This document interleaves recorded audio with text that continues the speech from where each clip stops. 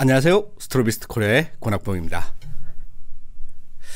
네, 오늘은 파라소닉에서 나온 S1R이라는 카메라를 한번 리뷰해 보도록 하겠습니다. 이 카메라는 L-마운트 연합에서 나온 최초의 프로페셔널 카메라라고 할 수 있죠. 이 L-마운트 연합이라는 거는 이제 라이카, 이제 시그마 그리고 파라소닉가 함께 뭉쳐가지고 L-마운트를 공유하는 카메라라든지 렌즈를 개발해가지고 만드는 그런 회사 연합이라고 보시면 될 것 같습니다. 거기서 프로페셔널 레벨의 이제 카메라를 처음으로 이제 만들어 가지고 내놓은 게 이 S1R이고요. 이제 당연히 풀프레임이고 4730만 화소 정도의 화질을 자랑하는 그런 카메라라고 할 수 있겠습니다. 우선 순서를 말씀드리면은 이제 스펙 체크 및 외관에 관해서 말씀드리고, 그 다음에 메뉴 구성 및 인터페이스를 잠깐 말씀드린 다음에, 그 다음에 일반적인 촬영 상황에서 이제 예제 사진을 한번 살펴볼 거고요. 그 다음에 전문적으로 제가 촬영하는 스튜디오 사진과 야외 촬영에 대한 예제를 보도록 하겠습니다. 웨더 실링에 관한 테스트를 한번 보도록 하겠습니다. 마지막으로 총평을 하면서 마무리하도록 하겠습니다. 제가 가장 주목한 스펙은 이제 4730만 화소급 풀프레임 센서를 사용한 카메라라는 거죠. 이 센서가 정확하게 어디에서 만든 건지는 모르겠지만 이 L-마운트 연합에서 이 센서를 만들어 가지고 현재 시점으로 봤을 때는 파라소닉 뿐만 아니라 다른 회사들도 많이 사용을 하고 있죠. 이 정도 화소라면은 현재 시점에서 단 하나만 빼고 거의 뭐 최고 화소급이라고 보시면 될 것 같습니다. 그리고 특이한 점이라면은 뒤에 있는 LCD가 이 틸팅 아래 위로 움직이는 것 뿐만 아니라 상하로도 좀 움직인다. 요 급에 있는 LCD 치고는 그나마 움직임이 꽤나 자유로운 걸 확인할 수가 있습니다. 사이즈 같은 경우에는 여러분이 보시는 대로 소니의 알파7보다는 크고 니콘의 D850 DSLR보다는 조금 작은 정도를 확인할 수가 있습니다. 무게는 배터리와 메모리 카드 뭐 이것저것 다 했을 때 바디만 약 한 1040g 정도 나간다고 확인할 수가 있어요. 별로 가벼운 카메라가 아니라고 생각을 하시겠지만 제가 봤을 때 이 급에 있는 다른 카메라들하고 비교했을 때 그렇게 무거운 거는 아니다 라고 생각이 듭니다. 더불어서 이 바디의 크기가 그렇게 작지 않기 때문에 DSLR을 잡았을 때와 굉장히 유사한 느낌의 편안한 그런 그립감을 보여주는 게 저는 장점이라고 생각을 해요. 다른 회사들도 프로페셔널 카메라 같은 경우에는 너무 작아가지고 불편하게 이렇게 만드는 것보다는 적당한 크기를 가지고 있는 게 제가 봤을 때는 훨씬 더 좋은 것 같습니다. 그리고 이제 전문 사용자용에 맞게 여러가지 다양한 조작 방법을 제공해 주고 있어요. 특히 앞뒤에 다이얼이 있는 거는 물론이고 이제 뒷면에 다이얼이 하나 더 있고 거기에 더불어서 많이 사용하는 화이트 밸런스라든지 ISO 그리고 노출 보정 같은 버튼을 따로 빼가지고 직관적인 조작을 할 수 있게 했다는 점은 상당히 뛰어난 점이라고 생각할 수 있습니다. 더불어서 가운데 있는 ISO 버튼 같은 경우에는 튀어나온 돌기 같은 게 있어가지고 굳이 내가 보지 않더라도 정확하게 이 버튼이 ISO구나, 이게 왼쪽에 있는 게 화이트 밸런스고 오른쪽에 있는 게 노출 보정이다, 직관적으로 알 수 있게 이런 꼼꼼한 디자인을 했다는 것은 별거 아닌 것 같아도 제가 봤을 때는 나름 신경을 써가지고 만들었다, 그런 인상을 받을 수가 있습니다. 그리고 왼쪽에는 이제 모드 다이얼이 있어가지고 이 모드를 조정을 해야지 되는데 위에 버튼을 누르고 돌리는 방식이에요. 이것 같은 경우에 조금 다른 방식으로 할 수 있지 않나 저는 그렇게 생각을 하는데, 전통적인 방식이니까 뭐 다들 익숙하시죠. 그리고 나서 드라이브 모드를 선택하는 별도의 레버가 있습니다. 이 레버를 통해 가지고 빠르게 싱글샷인지 아니면은 고속 연사인지, 뭐 고속 연사 1, 2번으로 나눠서 1번은 일반 고속 연사, 2번은 6K 24프레임 연사, 뭐 이런 식으로 쉽고 빠르게 이제 선택할 수 있게 해놨다는 점은 잘했다, 저는 그렇게 생각을 합니다. 그리고 나서 뒷면 왼쪽 부분에 미리 보기 버튼이 있는데 이 버튼을 제가 봤을 때는 오른쪽으로 옮겨야지 된다고 봐요. 왜냐하면은 미리 보기를 할 때 항상 왼쪽 손을 써야지 되니까 이 부분은 불편한 부분이라고 할 수 있습니다. 물론 이 카메라만 그런 게 아니고 되게 많은 카메라 회사들이 이렇게 만들어 놨죠. 그리고 나서 초점에 관한 영역은 별도의 다이얼과 버튼을 이용을 해가지고 만들어 놓은 점은 굉장히 훌륭하다고 볼 수가 있어요. 그리고 렌즈 앞부분에서 이 초점에 관한 설정을 모드 1과 2로 나눠 놨다는 것도 굉장히 훌륭한 점이라고 생각할 수 있습니다. 그 다음 나머지 버튼들은 오른손 중심에서 엄지손가락으로 사용할 수 있게 전체적으로 배열이 된 것을 확인할 수가 있습니다. 요즘 나오는 모든 카메라가 다 그렇지만은 이 메뉴 버튼 같은 경우에는 전부 다 혼란스럽고 어려운 각자의 이름을 정해가지고 이 큰 메뉴에서 하부 메뉴로 넘어가는 이런 방식을 채택하고 있는데 이런 인터페이싱 같은 경우에 요즘 나오는 스마트폰을 많이 보고 배워야 되겠죠. 그럼에도 불구하고 최소한 메뉴에서 이 터치를 이용을 해가지고 바로바로 선택을 할 수 있게 했다는 점은 그나마 나은 점이 아닌가 저는 그렇게 생각을 합니다. 저장 장치 같은 경우엔 SD카드와 XQD 카드를 두 개 다 사용할 수 있게 이렇게 해놨죠.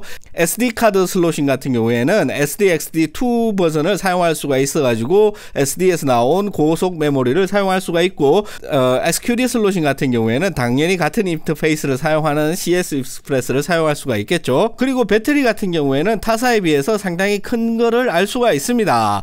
그럼에도 불구하고 그렇게 배터리가 오래 간다라고는 느끼지 못하고 일반적인 다른 미러리스 카메라와 비슷한 수준이지 않나 그렇게 생각을 합니다. 물론 배터리가 큰 만큼 나중에 배터리 기술이 발전했을 때 용량이 큰 그런 배터리를 조금 더 손쉽게 만들 수 있지 않을까 그렇게 생각을 합니다. 특이한 점 같은 경우에는 배터리 커버를 열고 닫을 때 별도의 레버가 있다. 이 정도가 이제 특이한 점이고, 또 스튜디오 같은 데서 사용할 때 이 별도의 외장 어댑터를 끼웠을 때 그 선을 뺄 수 있는 홀을 미리 만들어 놨다는 것도 제가 봤을 때는 나름 꼼꼼한 디자인이지 않나 그렇게 생각을 합니다.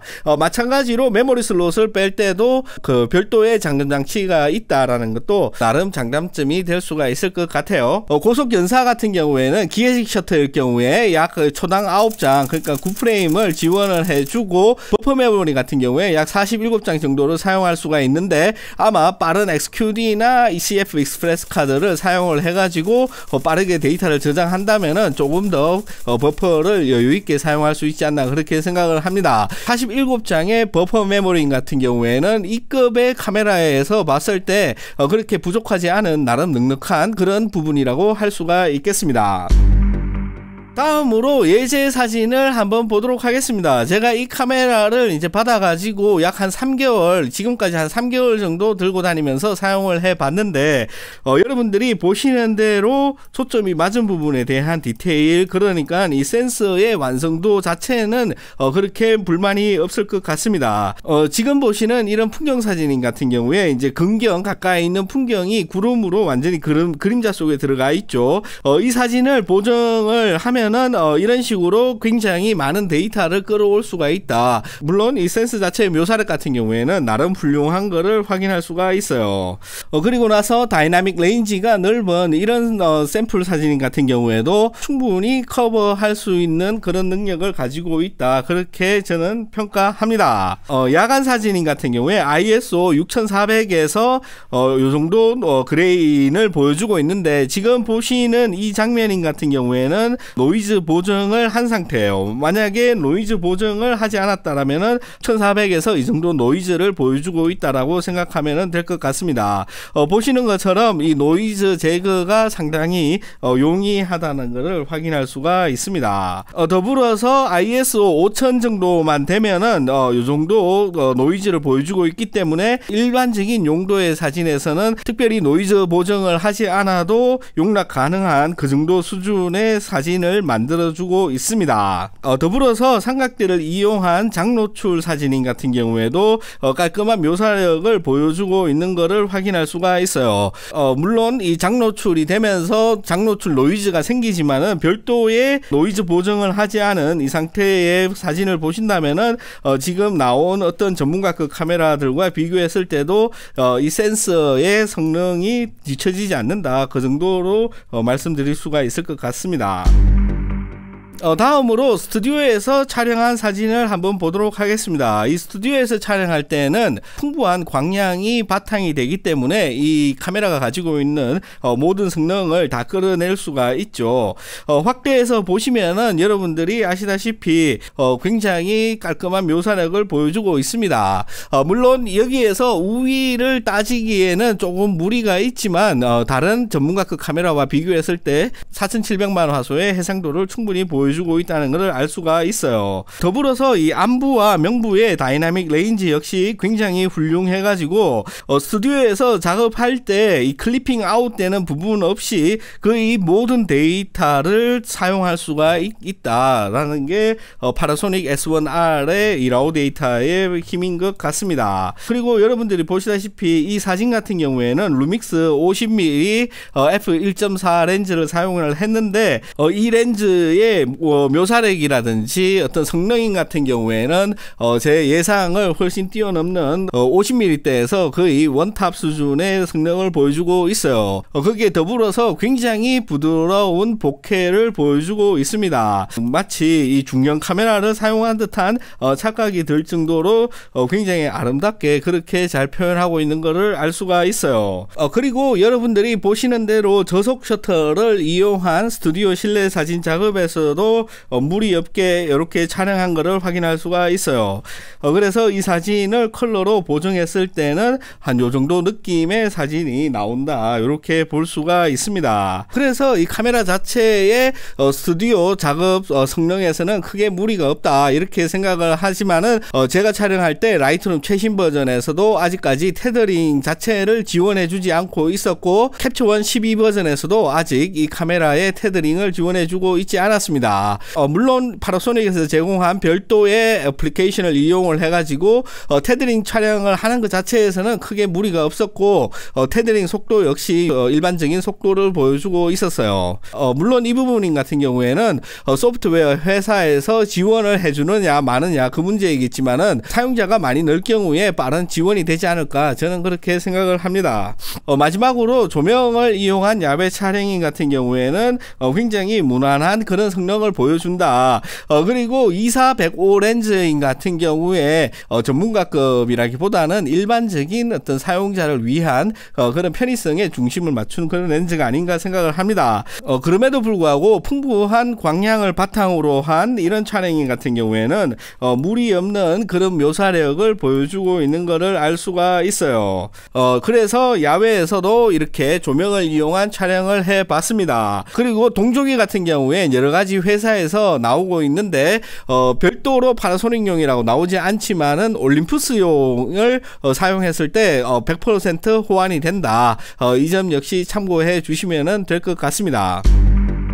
그리고 나서 이제 웨더실링 이 카메라가 뭐 비를 맞는다든지 이런 환경에서 얼마나 견딜까 거기에 대해서 테스트를 해 봤습니다. 여러분들이 보시는 대로 일반적인 보슬비보다는 훨씬 더 강수량이 많고 그렇다고 완전히 한여름에 엄청난 소나기보다는 좀 적은 그 정도의 강수량 하에서 카메라는 인터벌 촬영을 계속하고 있는 그러니까 카메라가 계속 작동하고 있는 상황에서 5분 동안 물을 뿌려 가지고 테스트해 봤습니다. 여러분들이 보시는 대로 5분 동안 비를 계속 맞았음에도 불구하고 정상적으로 작동하는 것을 확인할 수가 있었어요. 비를 맞고 바로 모든 작동 테스트를 다 해봤고 배터리를 빼가지고 봤을 때도 물이 들어가지 않은 것을 확인할 수가 있었습니다. 그래서 이 부분 같은 경우에는 상당히 꼼꼼하게 만들었다 저는 그렇게 생각을 해요. 보통 이렇게 전문가 시장에 처음 들어올 때 이런 웨더실링이라든지 이런 것 같은 경우에 많이 빼먹고 그냥 들어오는 경우가 있는데 이 S1R인 같은 경우에는 이런 악조건 속에서도 촬영을 편안하게 할 수 있게 미리 생각을 다 해두고 있었다. 이 정도가 굉장히 인상적이었다고 생각을 합니다.